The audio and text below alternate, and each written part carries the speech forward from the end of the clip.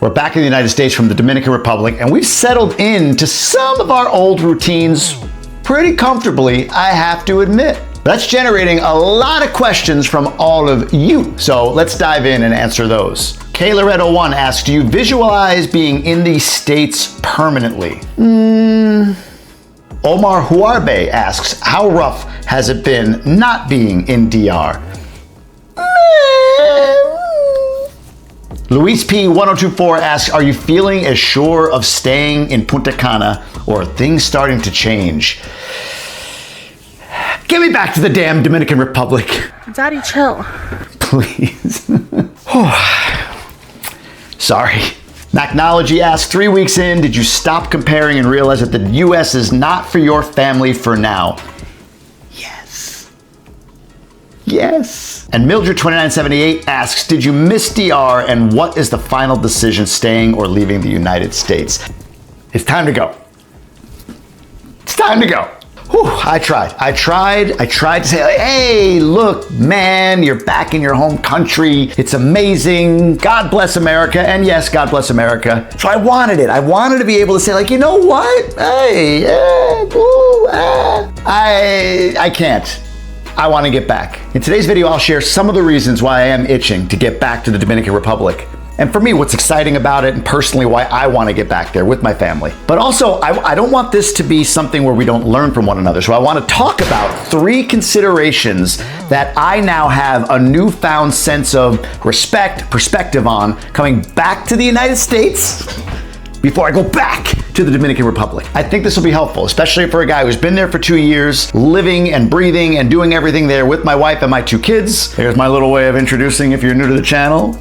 I'm Jamie. Coming back for a finite period of time. In total, we'll be back about 30 days here in Michigan, which is where our home in the United States is, before we skedaddle back on Delta down there, Dominican Republic.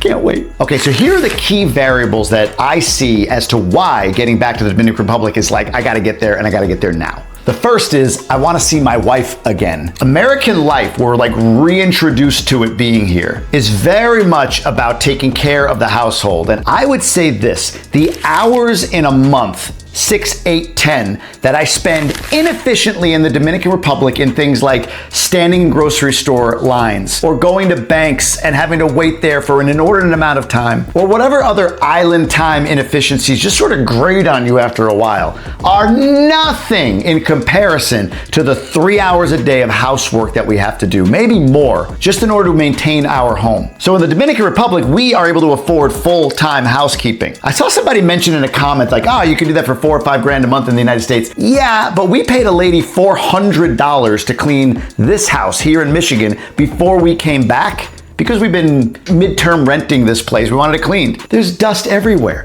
There's stuff under the couches. $400, it ain't that big a house. For $50,000 to $60,000 for a full-time housekeeper in the US, I guarantee you the job is not gonna be done as well as what we get in the Dominican Republic. But I digress. The point is, having full-time in-home housekeeping and help allows me and my wife to go to the gym together in the morning. Whereas here, we've got to kind of flip-flop in the summer. I go first, then she goes later, so we watch the kids. Our housekeeper does that in the Dominican Republic. At the end of a long day where I'm working and she's doing whatever she does in the Dominican Republic, hey, yeah, we have dinner as a family. Maybe now we watch a show on Netflix, we hang out, go out, walk around, do whatever, and we all go to bed together. We spend the evenings together. But here, I gotta corral our 2 psychotic boys who are 9 and 6 to get them upstairs to shower and ready for bed, while my poor wife has to stay behind to clean up whatever bomb of a mess the whole family made while we were all trying to figure out ways to entertain ourselves and each other. So that housekeeper, I just wanna see my wife again. 2, where are the kids?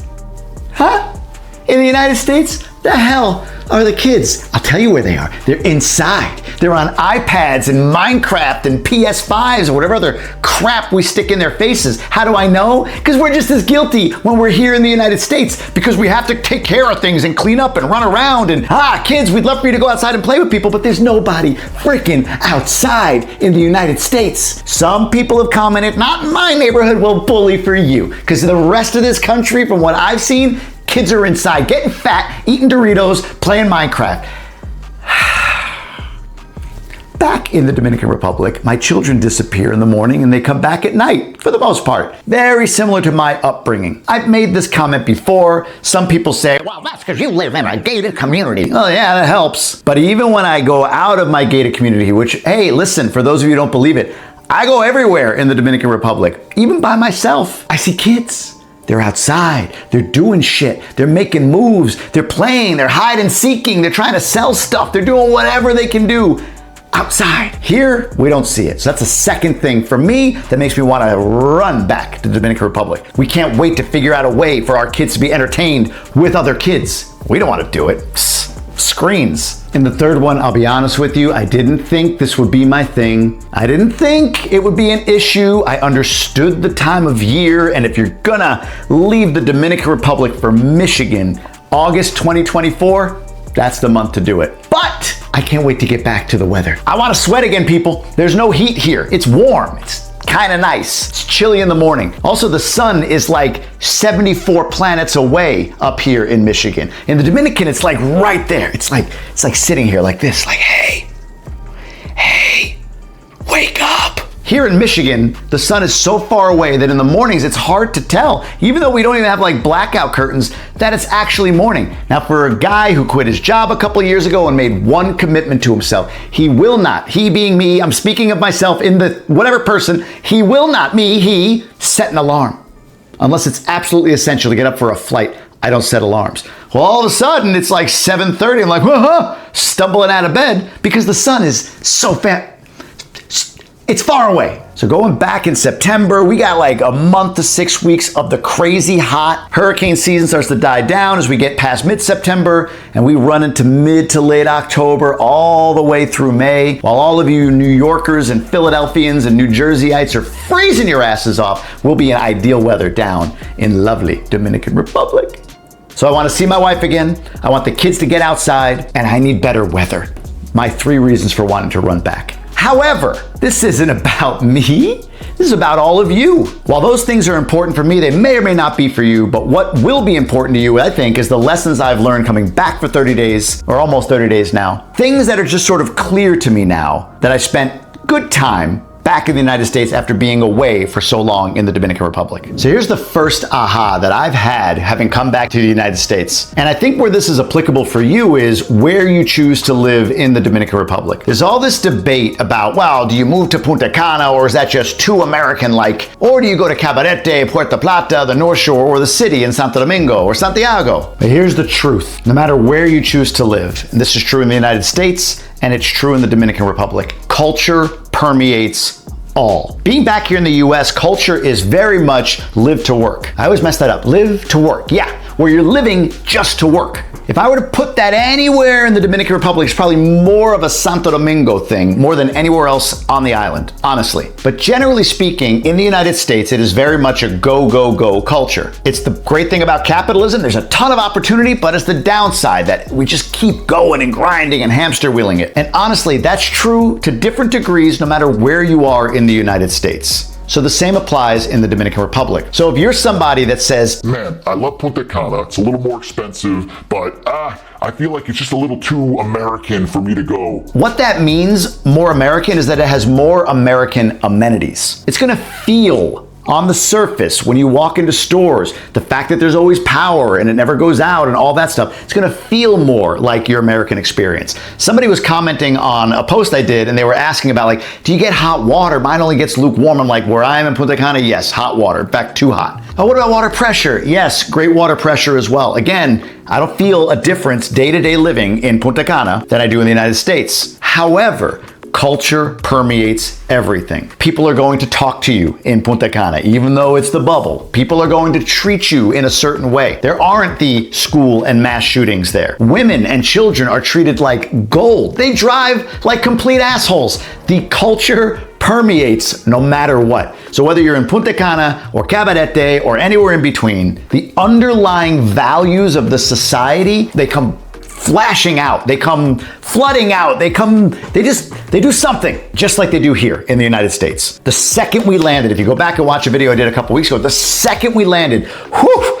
It was Trump-Harris. It was all over. We could feel the divisiveness of the culture right now in the United States. We could also feel how easy it was to drive. So the cultural norms permeate through whatever is on the surface of a society. If you're in Miami or Michigan, U.S. culture prevails. If you're in Punta Cana or Cabarete, Dominican culture prevails. To me, that feels lighter. Some of you that might be trying to make the decision are like, well, but, you know, if I'm in Punta Cana, everybody says Cabarete or Puerto Plata because it's more real Dominican. actually, this is just coming to me now. What that means is it's a little older and power goes out and that's it. I mean, really, because the culture is the same. People are going to argue with me on that, and that's fine. Argue away, drop comments, do what you got to do. But the culture permeates no matter where you are. Hope that makes the decision on where you want to move to or invest in lighter for you. Second, aha. Holy cow. And I have no data, no stats, no evidence of this whatsoever. So you're going to have to this is a trust El Gringo moment. The food,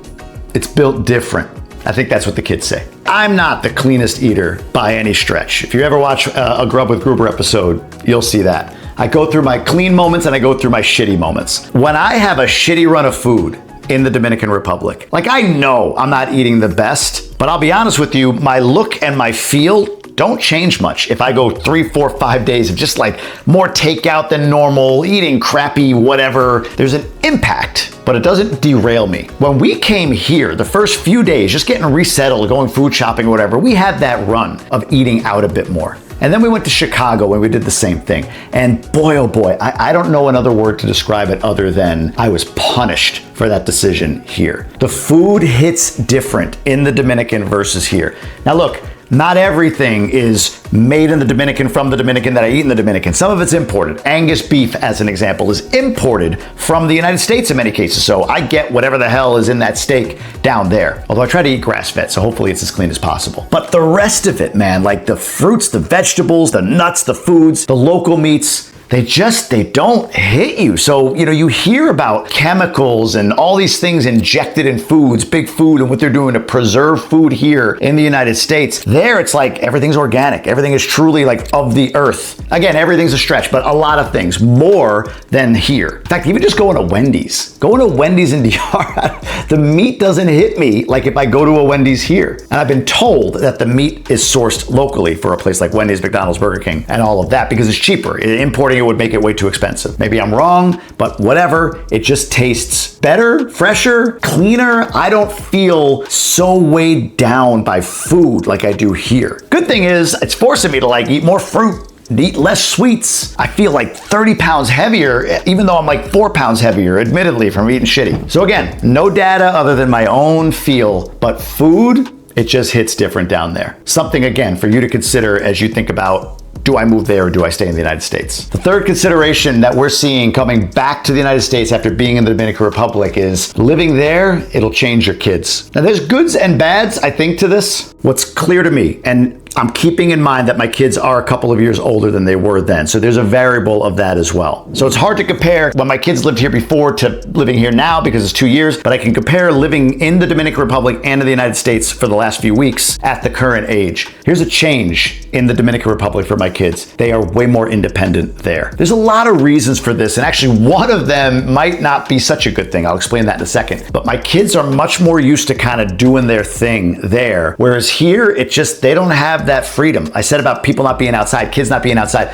That's one element of it. But kids will change. They'll be more independent there than they are here. There's a maturity I've noticed to kids, even older than my kids there, that I don't notice as much here. For instance, an 11-year-old will play soccer with my 9-year-old and allow my 9-year-old to juke him, right? To fake him out and he'll fall to the ground or they'll let him score a goal. I've seen here where kids are a little bit more like, I gotta get mine competitive. This is generalizing, it's not all kids, but the culture is a bit more mature, I feel. It matures kids faster in the Dominican versus here. That said, my kids have forgotten how to clean up after themselves. We have Isabel. She's amazing. She's our full-time housekeeper and we miss her tremendously. She's being paid this whole month though while we're gone, and she gets to do whatever she wants. We just want to make sure we didn't lose her. But my kids are leaving banana peels behind and stuff. So my kids have obviously gotten used to somebody cleaning up after them. Now here's the truth on this. This is my perspective. I'd be curious to hear yours. I don't think it's important that my kids clean up after themselves just so they know how to clean up after themselves or grind or whatever it might be. I think it's more about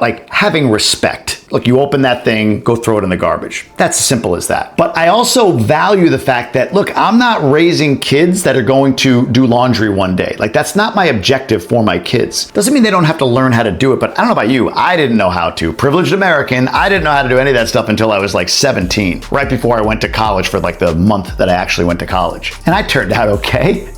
The point I'm making is, of course, I want my kids to take care of certain things for themselves, and I want to make sure that they are respectful and that we're not coddling them too much. And we've seen maybe that our lady, we got to talk to Issa when we get back, she's crossed the line a little bit, cleaning up after everything. Like, we don't see it all. The kids need to take some responsibility. But at the same time, I do love that my kids live in a place and a society, I guess, where we can teach them hard work principles without making it seem like if they're not cooking and cleaning and doing laundry, that they're not adding value in the household. I feel like I'm not landing that point as well as I could, but all I'm simply saying or trying to say is my kids at their age and as they grow need responsibilities and will need perspective. If I'm repositioning a home, for instance, and having to do some work in it, I want them swinging a hammer with me so they know how to do it and they know the value of hard work, and more importantly, they understand the perspective that people do make a living this way, so they always respect people who are laborers, who work with their hands, the skilled labor out there. But I don't feel this need for them to learn every household chore at this age. And my whole point on this is your kids will feel the impact of living in the Dominican Republic if and when you choose to decide and choose and do both to do it. Now, there are 9 other areas that I could compare and contrast the United States to the Dominican Republic from a living perspective, and I did that for you right here. Just tap that video and you'll be able to see all these different areas and how I rated them, and then I tally them up and tell you which country is doing better than the other from those 9 perspectives.